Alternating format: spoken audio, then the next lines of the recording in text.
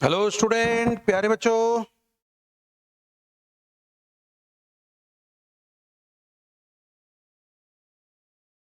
हाँ हाँ, तो प्यारे बच्चों, मेरे बच्चों, प्यारे मोहनों,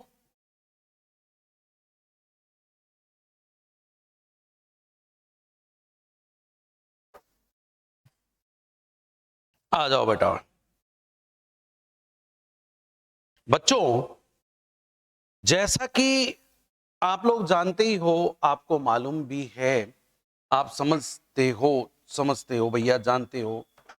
ठीक है। हम लोगों ने बेटा शुरुआत की थी इस क्लास की, और क्या कहां से शुरुआत की थी बेटा? हमने बात की थी यार मध्यवर्ती यौगिकों की क्रियाविधि से, मतलब मध्यवर्ती यौगिकों के प्रकारों से। और इस पड़ाव पर हम आ गए हैं कि आपको हम अंतिम एक मध्यवर्ती जो योगात्मक यौगिक है हमारे, उसके बारे में हम आपको बता रहे हैं। और वो जो ये है मध्यवर्ती योगात्मक यौगिक, वो मेरे बच्चों आपके लिए आज जो हम आपके लिए बात कर रहे हैं वो है हमारे पास क्या? एराइन। ठीक है, वो है सरकार हमारे पास एराइन। एराइन। ठीक है। हम बात करेंगे सर एराइन की, हम बात करेंगे एराइन की, यानी ठीक है एराइन। ये लीजिए साहब, एराइन पर हम लोग आज टिकते हैं, एराइन ही हम आज पढ़ते हैं, और एराइन के बारे में ही हम कुछ बहुत बातें आपके लिए लेकर आएंगे और आपको समझाएंगे। ठीक है, यहां तक आपके बात समझ में आ गई होगी बेटाओ। ठीक है, धन्यवाद। अब एराइन का बेटा, किसे आप एराइन बोलोगे?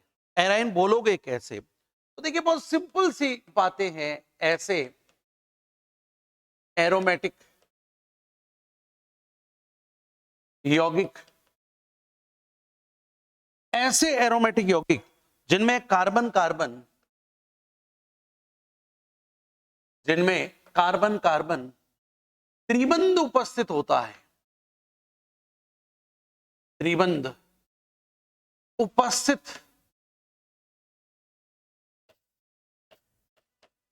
होता है, क्या कहलाते हैं?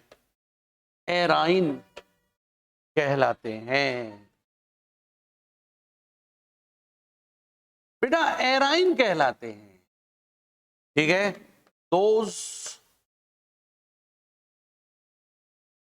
Arrow aromatic compounds which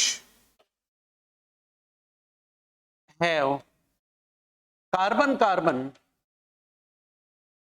triple bond known as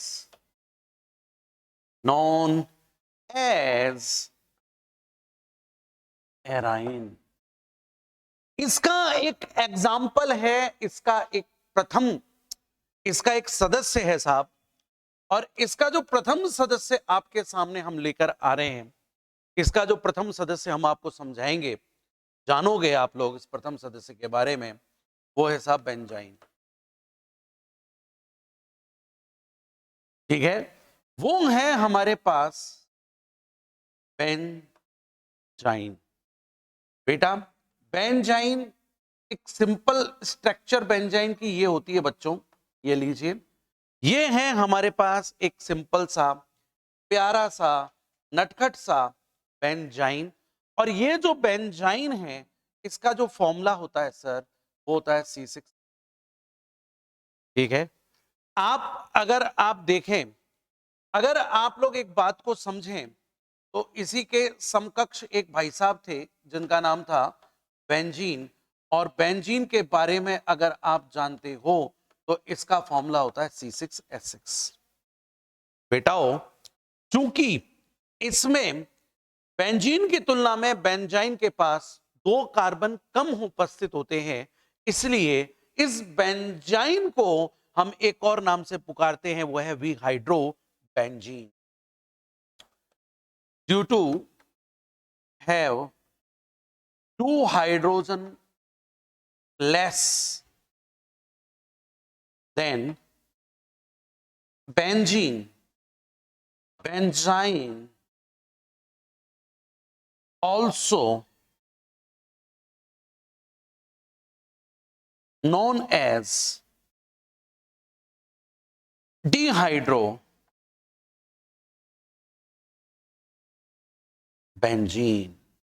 डिहाइड्रोबेंजीन कहते हैं भाई साहब, इसको क्या बोलते हैं? डिहाइड्रोबेंजीन। ठीक है, तो मेरे मित्रों, मेरे प्यारों, मेरे भाइयों, मेरे बेटाओं, मेरी बेटियों, मैं आपसे ये कह सकता हूं कि बेंजीन की तुलना में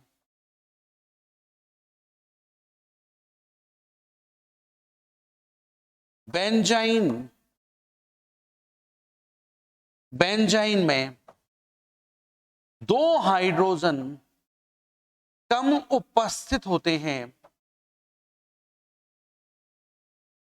इसी कारण बेंजाइन को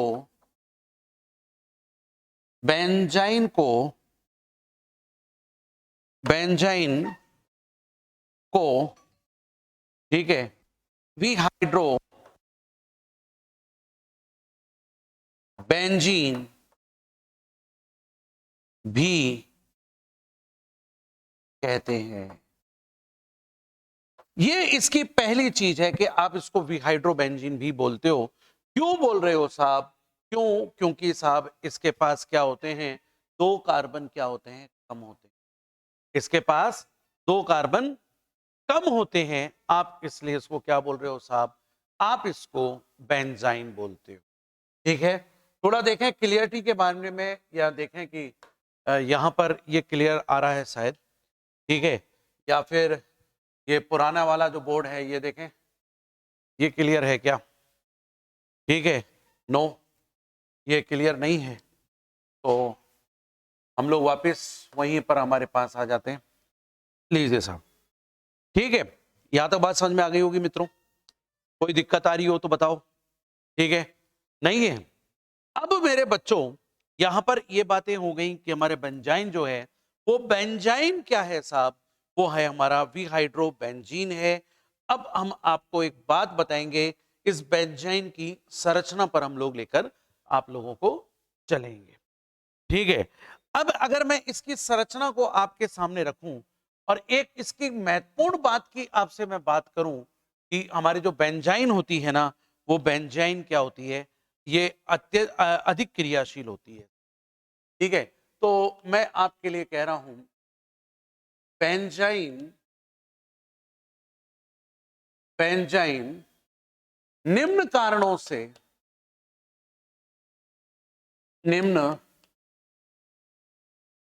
से कम स्थायी अर्थात अधिक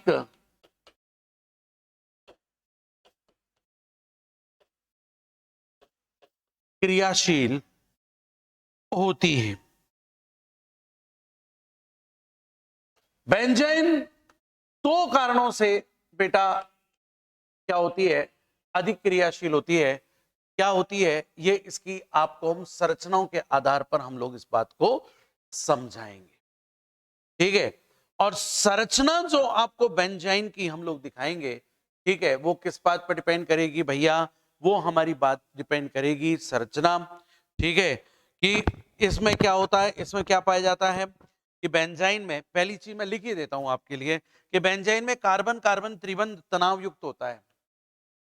पहली चीज मैं लिख देता हूं, फिर मैं आपको सिखा दूंगा। बेंजाइन में कार्बन कार्बन त्रिआबंध कैसा होता है सर? तनाव युक्त होता है। पहला रीजन यह है कि बेंजाइन में कार्बन कार्बन त्रिबंध जो होता है वो क्या होता है? तनाव युक्त होता है, क्योंकि यह षटकोणीय वलय के कारण षटकोणीय वलय के कारण, भैया षटकोणीय वलय के कारण, ठीक है, रेखीय संरचना ग्रहण नहीं कर पाता। रेखीय संरचना ग्रहण नहीं कर पाता।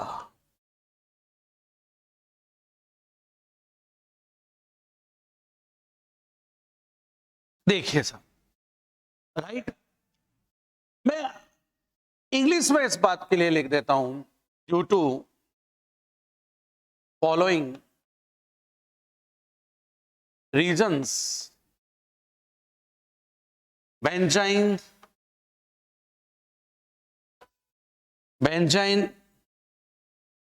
is less stable, ठीक है, that is more reactive, ठीक है। फर्स्ट रीजन इज, ठीक है, in benzene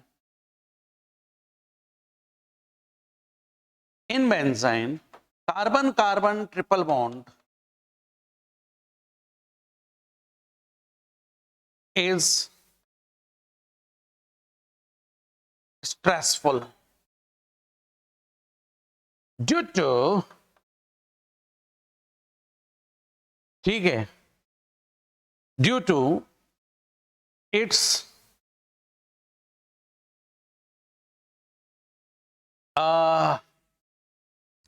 due to his, ठीक है, रिंग,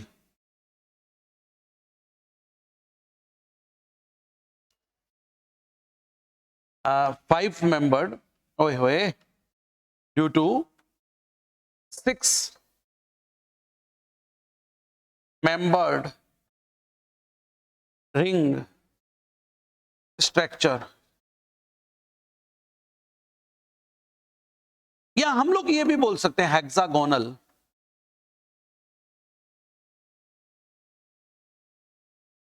रिंग, ठीक है, due to its 6 membered ring structure यानी hexagonal ring, it do not converts in its linear structure. मतलब आपको ये देखिए, इसकी संरचना में ही आपको मतलब समझ में आएगा बेटा, और उसकी संरचना में क्या आपको मतलब समझ में आएगा, देखिए मैं आपको बताऊं, ये बेंजाइन है, ठीक है, ये त्रियाबंध है, और आपको मालूम है त्रियाबंध जो होता है वो त्रियाबंध की संरचना कैसी होती है, रेखीय होती है, ठीक है। एक बात मैं आपको समझा दूं, हम लोग अक्सर ये समझा करते हैं, ये हम लोग आपको पढ़ाया भी करते हैं कि साहब जैसे एसिटिलीन है, ये हमारी एसिटिलीन जो है, एसिटिलीन की जो संरचना आप देख पा रहे हो, इसमें प्रत्येक कार्बन का संकरण कौन सा है, sp, और प्रत्येक कार्बन की sp संकरण अवस्था होने की वजह से बच्चों यहां इसकी संरचना जो होगी वो क्या होगी, रेखीय संरचना।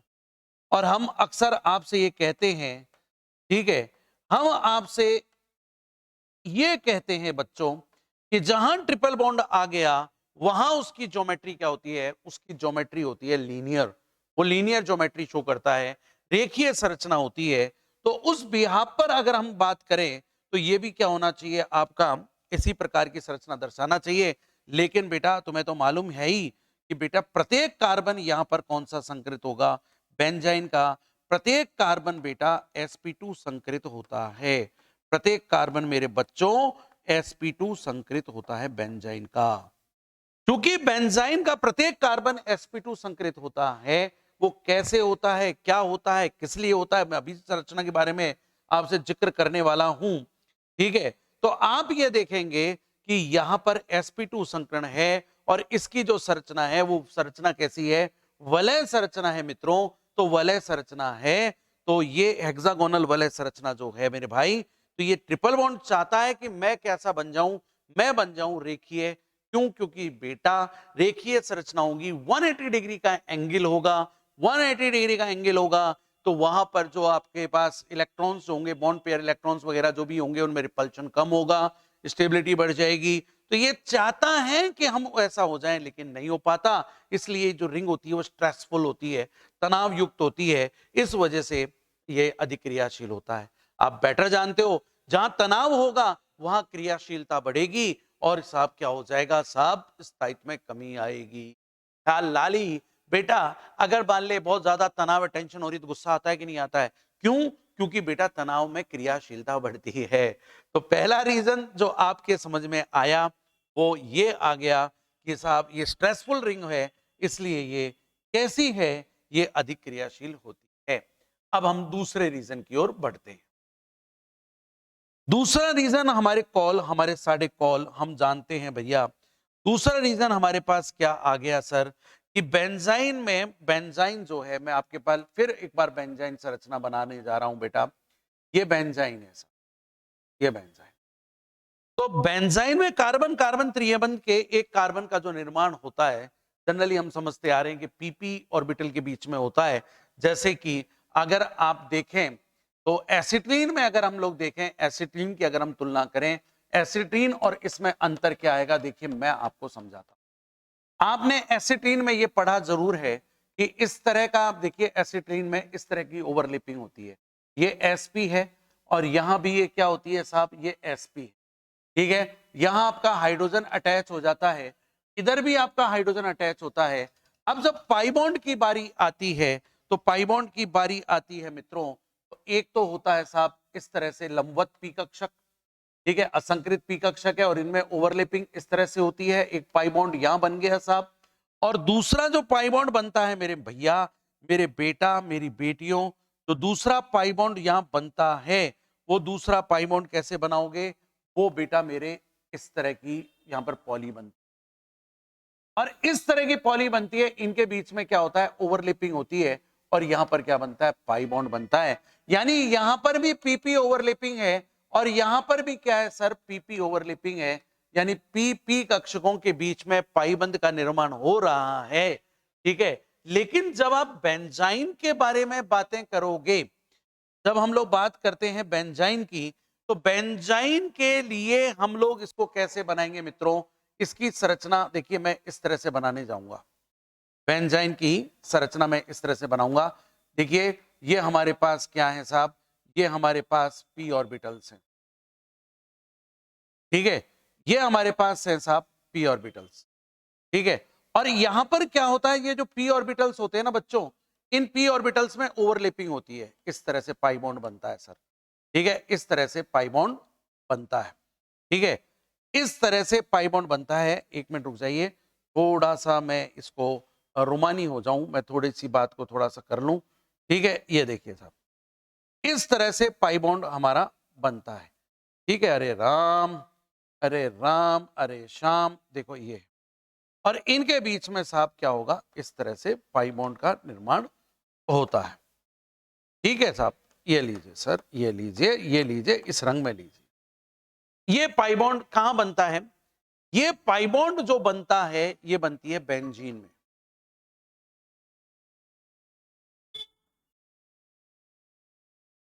पाई बंध का निर्माण, बेंजीन में पाई बंध का निर्माण इस प्रकार से होता है, राइट। लेकिन जब हम बेंजाइन के लिए बात करें, तो बेंजाइन के लिए पाई बंध मैं कैसे बनाऊंगा दोस्त,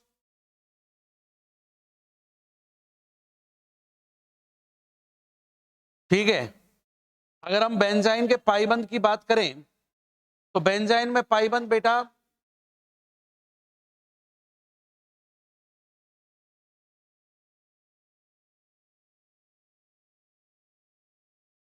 देखो बेंजाइन में पाई बंध इस तरह से, ये पाई बंध का निर्माण हुआ। अब बेंजाइन में क्या होता है मेरे बच्चों, बेंजाइन का ध्यान से सुनना, मैं समझाऊं, देखो आपको ध्यान से देखना। बेंजाइन में sp2 संकरण होता है, एक इधर एक इधर और एक पॉली इधर आएगी। मैंने कुछ ज्यादा बड़ी पॉली बना दी बीच में, ठीक है, ये बीच की पॉली मैंने थोड़ी बार ज्यादा बड़ी बना दी है बेटा, ठीक है।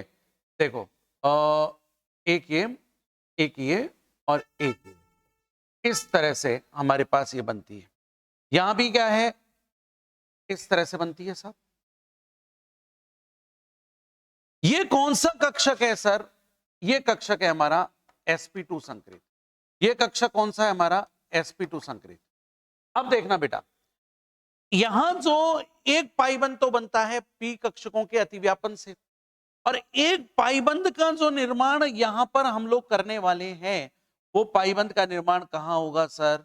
वो पाईबंद का निर्माण इनके बीच में, यानी यहां पर पाई, इस बेंजाइन के अंदर, इस बेंजाइन में जो पाईबंद बन रहा है, वो पाईबंद मेरे बच्चों, ये पाईबंद किसके बीच में बन रहा है सर? ये पाईबंद जो है, एक तो बन रहा है बेंजाइन में पाईबंद किसके बीच में? एक तो शुद्ध पी कक्षकों के बीच में अतिव्यापन से बन रहा है, और एक पाईबंद जो बनेगा वो sp2 संकरित कक्षकों के मध्य अतिव्यापन से बनेगा। ठीक है, तो देखिए साहब, इस बात को मैं अब इन चीजों के लिए तो मैं तो आपको समझाने के लिए बनाई थी, ठीक है, हमारे पास ये चीजें आपके लिए समझाने के लिए बनी थी, मैं इन चीजों को हटा रहा हूं आपके लिए, ठीक है। ये लीजिए साहब, इन चीजों को मैं आपके लिए हटा देता हूं, बात को समझाने के लिए बना रहा था, ठीक है। अब अगर मैं बेंजाइन के बारे में बात करूं, तो बेंजाइन की संरचना कुछ इस प्रकार से, ये तो बहुत ही ज्यादा वैसे बन गई है, अब अगर मैं आपके लिए बनाऊं, तो मेरे भाई, मेरे बेटियों, मेरे बेटाओं, इस बेंजाइन की संरचना को देखो मैं इस तरह से बना रहा हूं। एक तो ये हमारे पास पॉली है पी की, और एक पॉली हमारे पास ये आ गई, और इनमें जो अतिव्यापन जो हम आपको शो करेंगे, वो अतिव्यापन ये आ रहा है, ये बेंजाइन, ठीक है। तो ये जो बेंजाइन में आप लोग देख रहे हो सर, इस बेंजाइन के अंदर आप क्या देख रहे हो कि यहां जो पाईबंद का निर्माण हो रहा है, वो किसके बीच में हो रहा है साहब? ये हो रहा है sp2 संकरित कक्षकों के बीच में, ठीक है। तो मैं आपके लिए अब लिख दूं इस बात को, क्या लिख रहा हूं भैया? बेंजाइन में मैं आपके लिए बात को लिख रहा हूं मित्रों, इसको यहां से हटा दीजिए, इसको यहां लगा आइए सर। बेंजाइन की संरचना हम अरे राम, अच्छी नहीं बनी, ये भक्तों ये अच्छी नहीं बनी है, ठीक है, इसको थोड़ा अच्छा बनाते हैं, थोड़ा सा सोनी सी संरचना बनाते हैं, ठीक है। ये लीजिए, ये लीजिए। तो अब मैं आपके लिए लिख दूं साहब, मैं ये दूसरा कारण आपके लिए क्या लिखना चाह रहा हूं कि बेंजाइन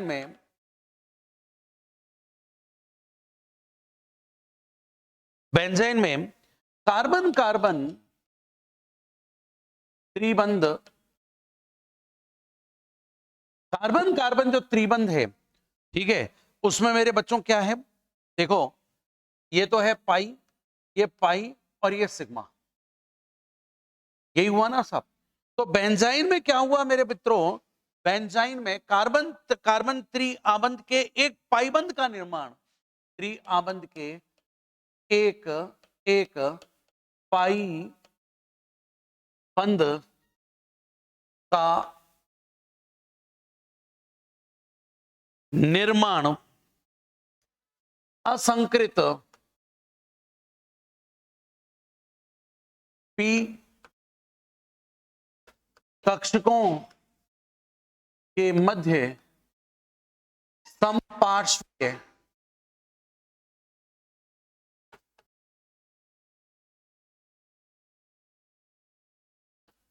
अतिव्यापन द्वारा होता है। एक तो संपार्श्वीय अतिव्यापन से पाईबंध का निर्माण हो रहा है, पीपी अतिव्यापन संपार्श्वीय अतिव्यापन से हो रहा है, तथा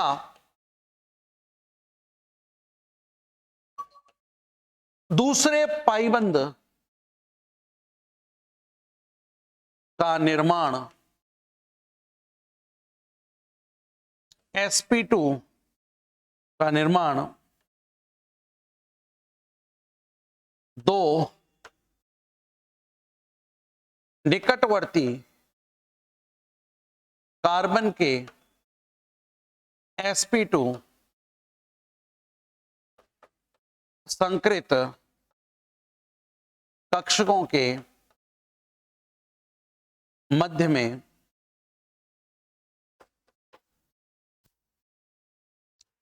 में अतिव्यापन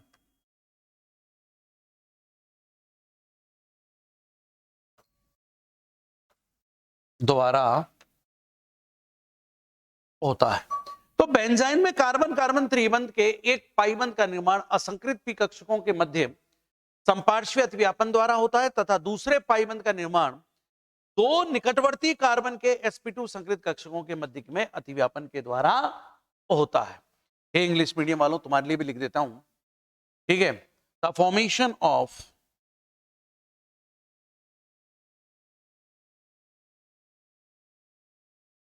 ठीक है one of the formation of one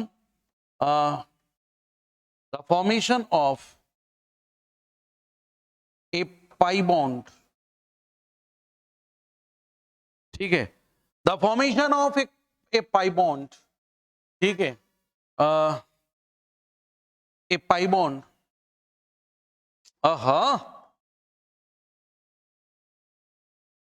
A pi bond the formation of a pi bond is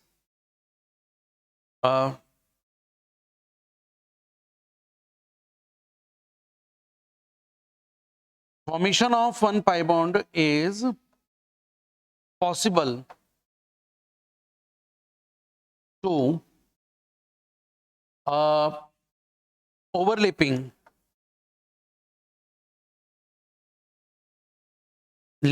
कौन C parallel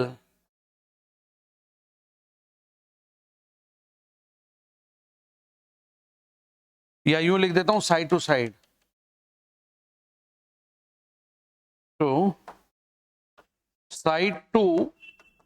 side overlapping of in between two p non-hybrid orbitals. The formation of a pi bond is possible to side overlapping of side to side overlapping, ठीक है, in between ठीक है, two p hybrid orbitals and another pi bond formation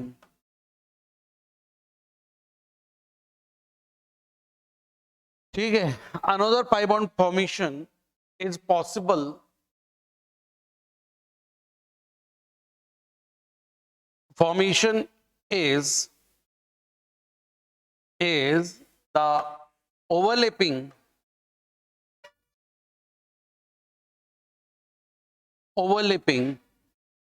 of two adjacent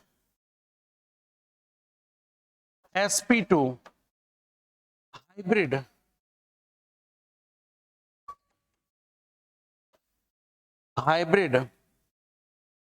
orbitals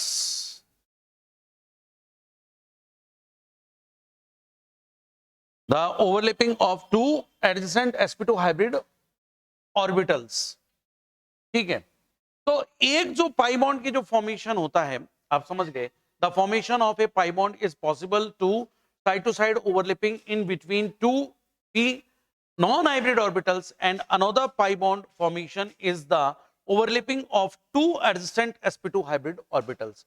इस तरह से दो pi bond यहां पर क्या हो जाते हैं, बन जाते हैं, ठीक है। ये दो पाई बॉन्ड बन जाते हैं बेटा। तो मैं आपके लिए एक बात लिख दूं कि इस प्रकार प्राप्त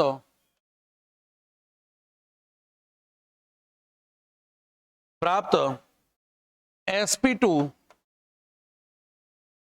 संकृत कक्षकों के, यार ये लैंग्वेज बनी नहीं यार, हाँ जी, sp2 संकृत कक्षकों द्वारा अति व्यापन से बना यह पाई बंद क्या होता है, दुर्बल होता है। दुर्बल होता है, दुर्बल होता है, क्योंकि इस पाईबंद का निर्माण, इस पाईबंद का निर्माण समानांतर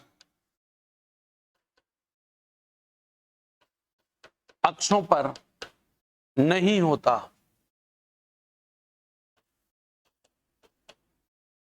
अतः अति व्यापन की मात्रा क्या होगी, कम होगी। देखिए, जो पीपी ओवरलैपिंग होती है वो पैरेलल एक्सिस पे होती है। पीपी ओवरलैपिंग जो हुई, ये पीपी ओवरलैपिंग जो होती है ये पैरेलल एक्सिस पे हो गई बेटा, तो यहां ओवरलैपिंग ज्यादा है। और यहां जो ओवरलैपिंग हुई है सर, वो ओवरलैपिंग पैरेलल एक्सिस पे नहीं हुई है, तो यहां जो ओवरलैपिंग है ये ओवरलैपिंग क्या है, कम है, क्योंकि ये पैरेलल एक्सिस पे नहीं हो रही है। ठीक है, तो मात्रा क्या होगी, कम होगी। तो इसलिए ये बंध कैसा होता है, दुर्बल होता है, और आसानी से इस पाईबंद के टूटने के कारण, इस पाई बंद के टूटने के कारण बेंजाइन अधिक क्रियाशील होती है।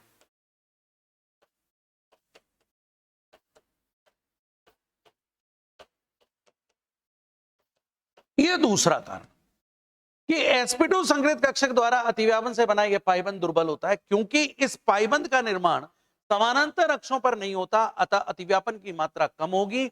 आसानी से इस पाईबंद के टूटने के कारण बेंजाइन की क्रियाशीलता क्या होती है, अधिक होती है। मैं आपके लिए लिख दूं साहब, ठीक है, by the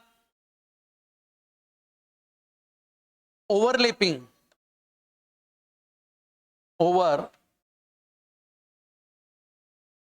by the overlapping of sp2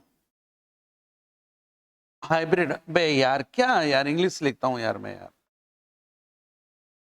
hybrid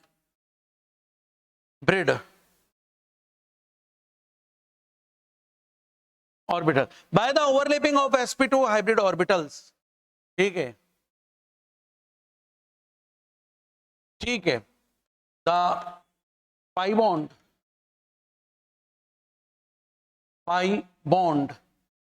ठीक है, हाँ, द पाई बॉन्ड, ये नहीं, ऐसे नहीं लिख के ऐसे लिखता हूं यार, रुको यार बच्चों, ये लैंग्वेज यहां बनाते हैं, सुनना सब। The bond, the pi bond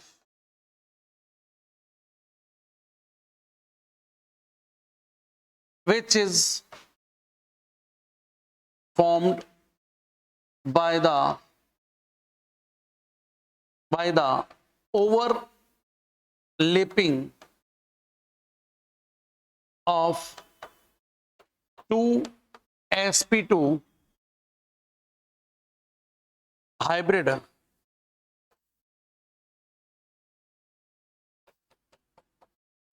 orbitals, ठीक है, is very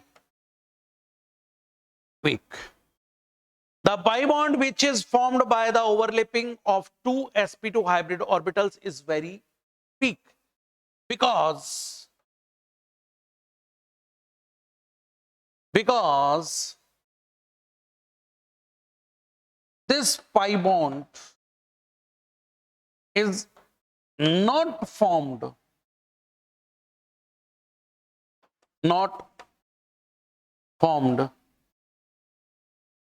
ठीक है,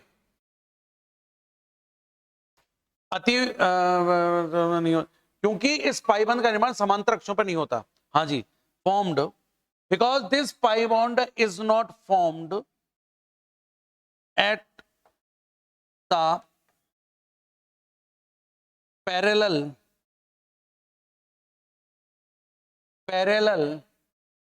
एक्सिस, ठीक है, parallel axis, therefore amount of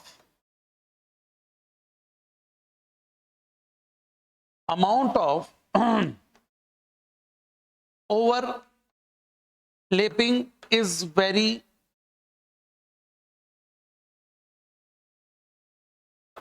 little, ठीक है, bond will be break easily, ठीक है, and hence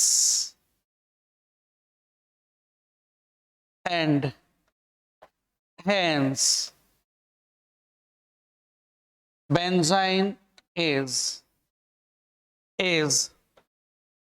very reactive।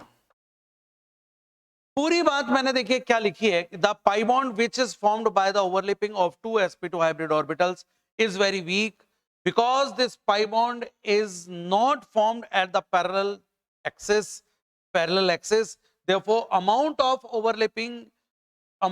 overlapping is very little, bond will be break easily and hence benzene is very reactive। ठीक है, यहां पर मैंने जो चीज आपको समझानी चाहिए मैंने आपको पूरी तरह समझा दी। ठीक है, आप समझ गए होंगे, पूरी बातों को आप अच्छी तरह जान गए होंगे मेरी बातों को। ठीक है बेटा, तो हम एक बात ये समझ पाए कि क्या समझ पाए कि बेंजाइन जो हमारी अधिक क्रियाशील है वो क्रियाशील किस वजह से हुई, इसकी बेटा संरचना की वजह से अधिक क्रियाशील हुई। कैसे हो गई, आपको मालूम हो गया कि भाई यहां ट्रिपल बॉन्ड होता है, तो उसकी संरचना रेखीय होनी चाहिए थी, नहीं हो पाई, तो वो चाहती है कि मैं रेखीय हो जाऊं, तो हमारी जो रिंग होती है उसमें स्ट्रेस आ जाता है। दूसरी बात यहां जो पाई बॉन्ड फॉर्मेशन हो रहा है वो दो प्रकार से पाई बॉन्ड फॉर्मेशन हो रहा है। तो आपका पी ऑर्बिटल्स के बीच में पैरेलल एक्सिस पे जो ओवरलैपिंग हो रही है, और एक जो ओवरलैपिंग हो रही है सर वो sp2 हाइब्रिड ऑर्बिटल्स के बीच में ओवरलैपिंग हो रही है, जो पैरेलल नहीं होती, अमाउंट ऑफ ओवरलैपिंग कम होती है, उस वजह से बॉन्ड वीक होता है तो भैया इजीली क्या हो जाता है, ब्रेक हो जाता है। तो भाई मैंने आप लोगों को इस बेंजाइन की संरचना और बेंजाइन की क्रियाशीलता के बारे में मैंने आपको समझा दिया। अब हम लोग समझते हैं कि बेंजाइन बनाने की विधियां क्या होंगी। ठीक है, तो आइए साहब बेंजाइन बनाने की विधियों के बारे में थोड़े से दर्शन कर लेते हैं। आइए, तो हमारी हेडिंग जो है वो है नेक्स्ट, बेंजाइन बनाने की विधियां, मेथड ऑफ प्रिपरेशन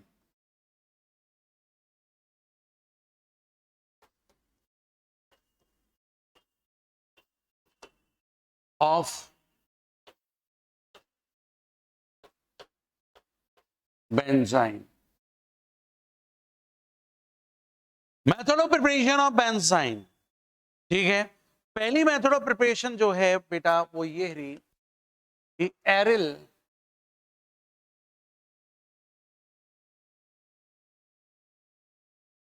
हैलाइड की क्षार के साथ अभिक्रिया।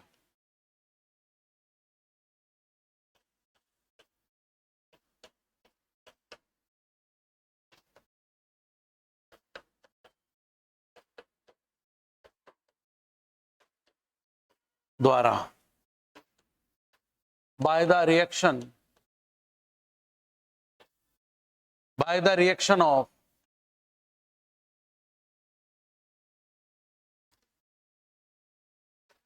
एराइल हैलाइड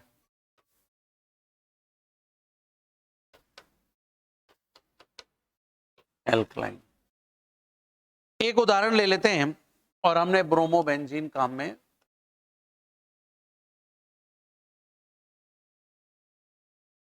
ले ली साहब। ये ब्रोमोबेंजीन है साहब।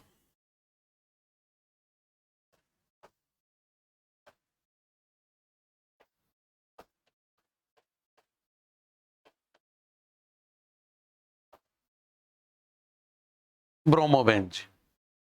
और बेटा ये जो ब्रोमोबेंजीन है हमने यहां छार लिया सोडामाइड, ये हमने छार ले लिया, ठीक है, सोडामाइड NaNO2। तो बेटा इस NaNO2 ये जो आपने लिया है, तो यहां जो NH2 माइनस है, ठीक है, यहां पर देखिए बनेगा क्या बनेगा, तो मैं आप डायरेक्ट यहां बना देता हूं, लो साहब, और अमोनिया आपकी निकाल दी मैंने, ठीक है। अब यहां होता कैसे वो आपको सीखना है, तो मेरी बात को आपको सुनना पड़ेगा। ये देखो सर, ये हमारा क्षार है, और आपको तो मालूम है कि ये क्षार किस पर डोरे डालता है, ये क्षार डोरे डालेगा हाइड्रोजन पे। जैसे ही हाइड्रोजन पे डोरा डालेगा तो बॉन्ड का इलेक्ट्रॉन ये कार्बन ले जाएगा साहब, और जब ये बॉन्ड का इलेक्ट्रॉन ले जाएगा, कार्बन बनेगा नेगेटिव, ये कार्बन को बनना पड़ेगा पॉजिटिव, यहां से ब्रोमीन विदा हो जाएगी। अब आप देखिए सर क्या बन रहा है, यहां H तो इसके साथ अमोनिया बना लेता है, एक ब्रोमीन क्या हो जाती है, NaBr बनाकर विदा हो जाती है सर, ठीक है। और यहां पर जो है ये नेगेटिव ये पॉजिटिव दोनों मिलकर क्या कर लेते हैं, पाई बॉन्ड का निर्माण कर लेते हैं, ठीक है। तो इस प्रकार से मेरे भाई आप क्या कर सकते हो, बेंजाइन बना सकते हैं। दूसरी बनाने की हमारे पास जो विधि है, ये पहली विधि हो गई साहब। दूसरी विधि जो हमारे पास है वो एंथ्रानिलिक एसिड, एंथ्रानिलिक एसिड के तापीय अपघटन के द्वारा मैं इस दूसरी बेंजाइन को बनाऊंगा। तो बेंजाइन बनाने की हमारे पास दूसरी विधि है साहब, anthranilic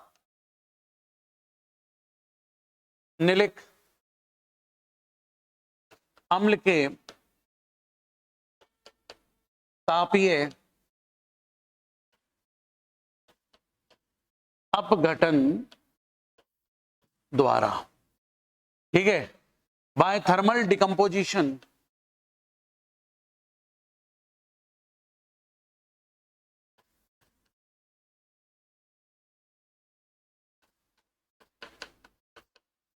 composition of anthranilic acid.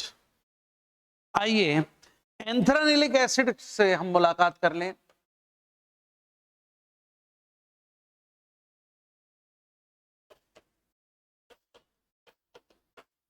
ये है साहब हमारी ऑर्थो एमिनो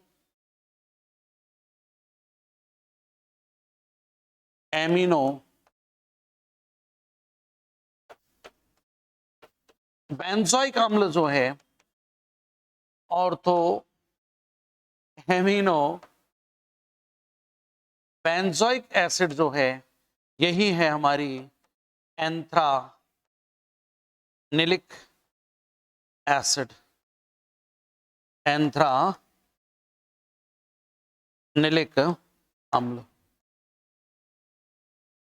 अब देखना साहब, यहां नहीं, ये एंथ्रानिलिक एसिड ये नहीं है साहब, रुक जाइए रुक जाइए रुक जाइए, तसल्ली कीजिए, अभी बनाएंगे अपन।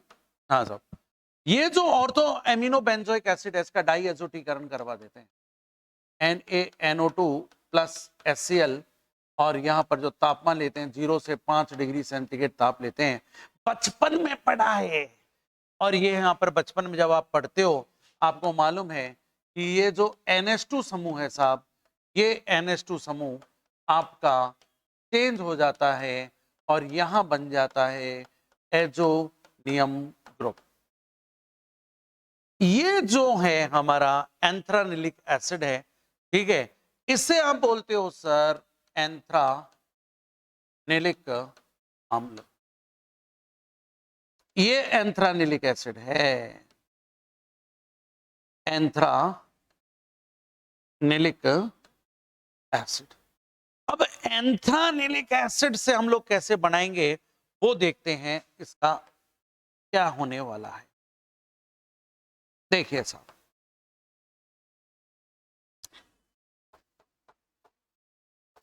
ये देखो बेटा, बेटाओ क्या होगा, यहां से बंद तोड़ने की शुरुआत कहां से होगी साहब, बंद के 2 इलेक्ट्रॉन ऑक्सीजन एंटी देगी, और जब ये बंद के 2 इलेक्ट्रॉन देगी यहां बंद बनेगा, तो जब यहां बंद बनेगा, ये नेगेटिव है तो इसको पॉजिटिव बनना पड़ेगा। कैसे बनेगा, ये कार्बन का बंद का इलेक्ट्रॉन इधर चला जाएगा, यहां से CO2 निकल जाएगी, इधर नेगेटिव तो इधर प्लस कैसे आएगा, ये नाइट्रोजन बंद के 2 इलेक्ट्रॉन लेके निकल जाएगी। और आप देखेंगे जब इस तरह से तापीय अपघटन हो रहा है, ठीक है, तो यहां से क्या क्या चीजें निकल गई दोस्तों, आप देखिए, ये देखिए, ये आ गया, ये आ गया और ये आ गया, और साथ में क्या निकल जाएगा साहब, CO2 गैस मुक्त हो गई, और साथ में क्या निकल जाएगा साहब, N2। और ये क्या बन गया सर, आपका बेंजेनिलिक एसिड, बेंजाइन आपका बनकर तैयार हो गया। तो बनाने की विधियां मेरे पास बेटा ऐसी तो बहुत सारी विधियां हैं, लेकिन हमारे जो काम की जो बनाने की विधियां हैं वो आपके समक्ष मैंने 2 आपके लिए रख दी। अब जो हमारी बनाने की विधि जो हम लोग आगे देखने वाले हैं आपके लिए, ठीक है, या चलिए अभी इतना इनफ करते हैं, अब हम लाते हैं रासायनिक अभिक्रियाओं से रिलेटेड, ठीक है। अब रासायनिक अभिक्रियाओं के बारे में बात करें तो आइए सर, हम लोग केमिकल रिएक्शंस में एक एक रिएक्शन को पकड़ लेते हैं। तो आइए सर हम बात करें रासायनिक अभिक्रिया, केमिकल रिएक्शंस। इस केमिकल रिएक्शन में पहली चीज है द्विक का निर्माण, डायमराइजेशन।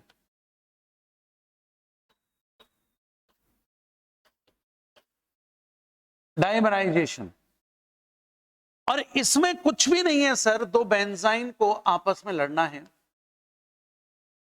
एक बेंजाइन ये रही और दूसरी बेंजाइन कहती है बहन मैं भी आ रही हूं, ये लो। अब इसका डाइमराइजेशन आप कैसे करवाओगे साहब, डाइमराइजेशन ऐसे होगा सर, बंद के 2 इलेक्ट्रॉन, एक तो ये गए, ये नेगेटिव, तो इसका बॉन्ड का इलेक्ट्रॉन इधर जाएगा नेगेटिव, और ये दोनों मिलकर क्या करेंगे, इस तरह से ये बॉन्ड आपस में बना लेंगे, इस तरह से ये दोनों बहनें आपस में जुड़ जाएंगी।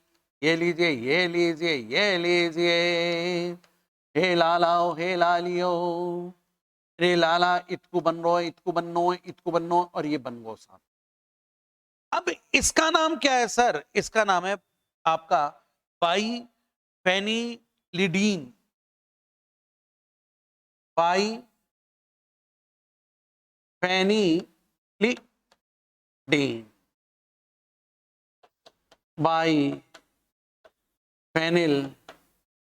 फेनिलिडीन, ये कॉमन नेम है साहब, ठीक है। या आप बोल सकते हो सर इसको डाइबेंजो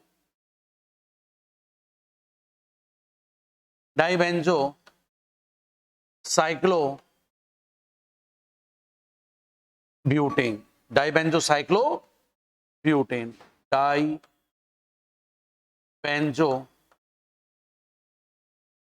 साइक्लो ब्यूटेन, ठीक है। अब ये तो एक रिएक्शन हो गई मेरे मित्रों। अब दूसरी हमारे पास जो सबसे ज्यादा काम आने वाली जो रिएक्शंस हैं वो है साहब नाभिक स्नेही योगात्मक अभिक्रियाएं, ठीक है। ये नाभिक स्नेही योगात्मक अभिक्रियाओं में इनका बड़ा योगदान है साहब, ठीक है। न्यूक्लियोफिलिक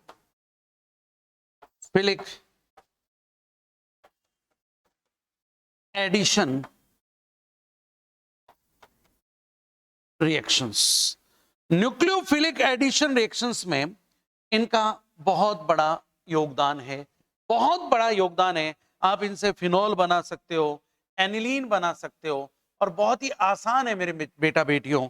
देखो मैं आपको एक एक बना के दिखा देता हूं। ये बेंजाइन है सर हमारे पास। आप इसका जल अपघटन करवा दीजिए।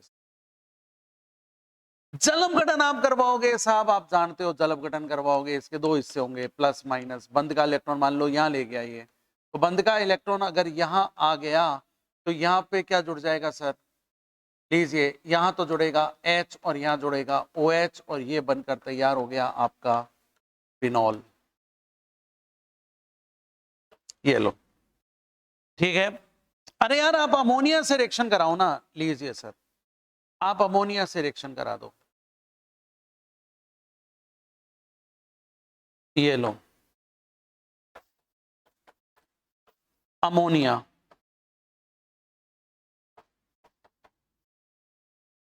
ठीक है। बॉन्ड ब्रेक, मान लो इधर गया,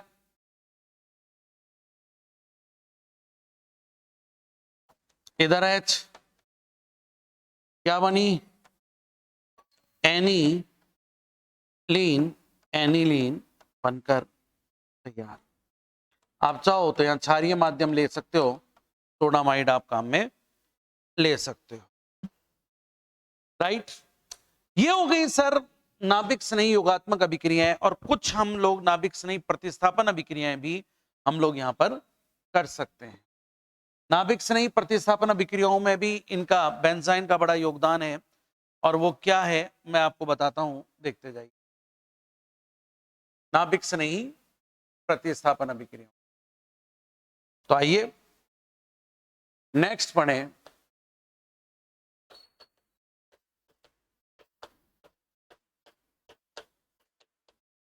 प्रतिस्थापन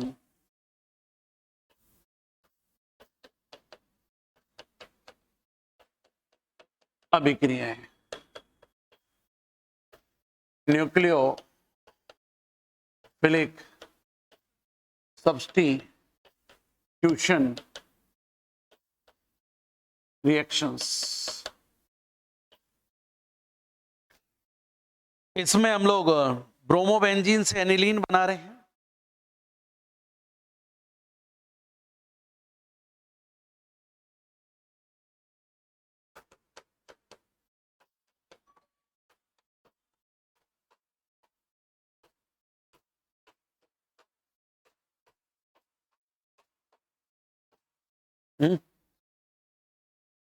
सोडामाइड ले लिया सर मैंने,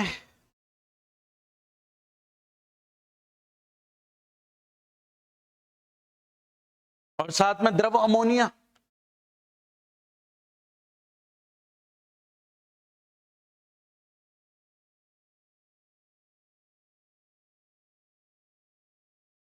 लीजिए साहब, करना क्या है, प्रतिस्थापन अभिक्रियाएं होनी है, NaBr निकल जाएगा, और NaBr निकल जाएगा, और साहब क्या बनेगी? NH2 बन जाएगी साहब। आप ऑर्थोक्लोरोटोलुइन ले लो सर, ऑर्थोक्लोरोटोलुइन ले लीजिए सर।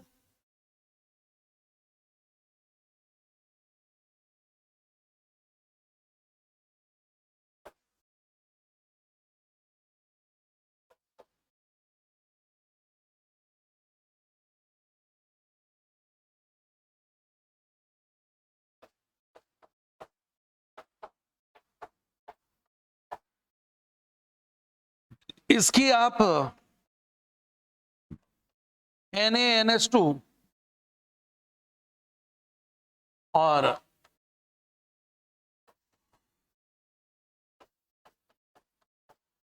लो साहब, Cl हटाकर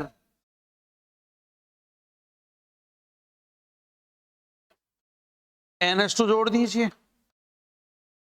और तो टोलू ई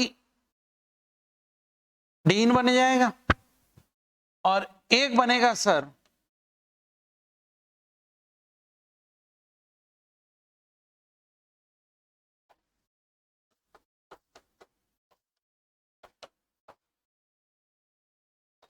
ऑर्थो टोलू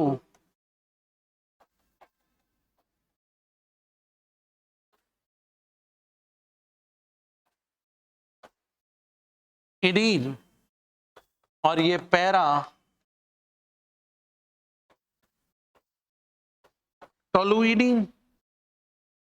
जब आप इस तरह से बनाओगे तो जो बनेगी ऑर्थोटोलुइडीन ये अधिक स्थायी बनेगी।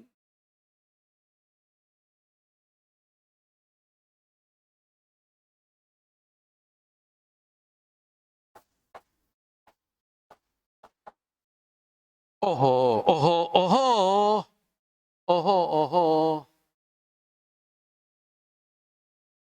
रुको यार, ये बनेगी सर मेटाटोलोइडीन और ये जो बनेगी ये कम स्थायी बनेगी सर। ठीक है, ये बनेगी कम स्थायी, लेस स्टेबल। ठीक है, और ये जो चीजें हैं बेटा, ये लेस स्टेबल बनेगी, कम स्टेबल बनेगी, कैसे बनेगी, क्यों बनेगी, ये सारी बातें हम लोग चर्चा करेंगे बेटा। ठीक है, मैकेनिज्म से ये सारी बातें हमारी क्लियर होने वाली हैं। अभी तो आप ये देखिए कि ब्रोमोबेंजीन से आप क्या बना सकते हो, आप एनिलीन बना सकते हो ब्रोमोबेंजीन से। ठीक है, एनिलीन आप बना सकते हैं। ठीक है, और अगर आप लोग देखें ऑर्थोक्लोरोटोलुइडीन का जब आप सोडामाइड के साथ रिएक्शन करवाते हो तो सोडामाइड के साथ रिएक्शन कराने पर ऑर्थोटोलुइडीन और मेटाटोलुइडीन बन जाएगा, जिसमें से ऑर्थोटोलुइडीन का जो स्थायित्व है वो ऑर्थोटोलुइडीन का स्थायित्व क्या होगा, अधिक होगा। ठीक है, यहां तक आप लोग मेरी बातों को समझ जाइए सर। ठीक है, यहां तक बात समझ में आ गई। चलिए एक और रिएक्शन से मुलाकात करवा देता हूं, जब बात चल रही है तो एक और आप देख लीजिए। ठीक है, वो कैसे स्थायी होगी, कैसे क्या कम स्थायी होगी, ये सब बातें हम लोग करेंगे यारों। अभी आप एक रिएक्शन से और मुलाकात कर लीजिए, ऑर्थोट्राइफेने, देखिए हमने यहां ले लिया CF3, ठीक है, और यहां लिया Cl, ये है क्लोरोबेंजीन। तो ortho tri fluoro methyl chloro benzene. ठीक है, यानी ऑर्थो ट्राई फेनिल, फेनिल नहीं रे यार, क्या कर रहा है Rahul, ortho try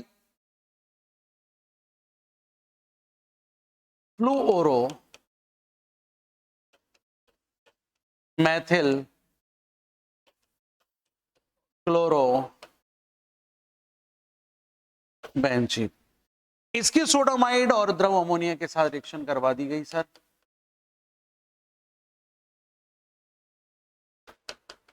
English medium वालों लिख लोगे लिक्विड अमोनिया, आप लोगों को दिक्कत नहीं आनी चाहिए। ठीक है, और दो बनेगा सर, एक तो ऑर्थो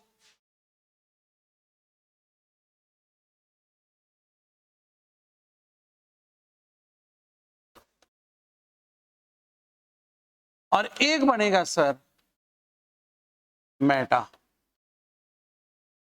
ये पूरी बातें आप लोगों के समक्ष मैं करूंगा। ठीक है, पूरी बातें मैं करूंगा सर, बिल्कुल करूंगा सर। ठीक है, लेकिन मैं आपसे लिख दूं कि ये तो बनती है अल्प मात्रा में, क्यों बनती है सब देखेंगे सर। ठीक है, लेसर अमाउंट में, और ये बनेगी बल्क अमाउंट में, यानी मुख्य उत्पाद ये बनेगा। और नाम बेटा वही है जो ऊपर है, बस आपको क्या लगाना है, क्लोरोबेंजीन की जगह आप पूरा नाम लिख दीजिए और लिख देना एनीलीन। ठीक है, पूरा नाम लिख देना। ठीक है, या मैं लिख ही देता हूं ना यार आपके लिए यार, लो यार क्या लिख रहे हैं, ortho tri fluoro Maithil aniline, और मैं यहां इंग्लिश में लिख देता हूं Meta try fluoro methyl aniline. अब ये क्यों बनती है, कैसे बनती है, ये सब बातें हम लोग बाद में देख पाएंगे, इसके लिए ठीक है। अब आप लोगों को जो मैंने आज जो आप लोगों को पढ़ाया वो आप लोग एक बार और देख लीजिए सर। जो मैंने बातें आप लोगों को समझाई हैं, ठीक है, मैंने पूरी डिटेल आपको ऐसे संबंधित मैंने आप लोगों को दे दी, ठीक है। आपसे शुरुआत मैंने कहाँ से की थी, हम लोग ने बात जो की थी वो यहाँ से की थी सर, ठीक है। लीजिए साहब, यहाँ पर आइए सर आप, ठीक है। रुक जाइए सर, मैं थोड़ा सा इसको छोटा कर दूं। ये लीजिए, हमने शुरुआत की थी एराइन से। ये लीजिए एराइन, एराइन क्या होते हैं हमने बताया आपको, बेंजाइन इसका उदाहरण बताया मैंने। फिर मैंने कहा था कि ये कम स्थायी होती है, अर्थात अधिक क्रियाशील होती है। दो कारण मैंने आपको बताए, ठीक है। तनाव हो जाता है, और आपको मैंने इसकी संरचना के बारे में भी आपको सिखाया, ठीक है। यहां तक आप लोगों ने देखा। फिर आप बेंजाइन बनाने की विधियों पर आए, बेंजाइन कैसे बनती है वो हमने देखा, ठीक है।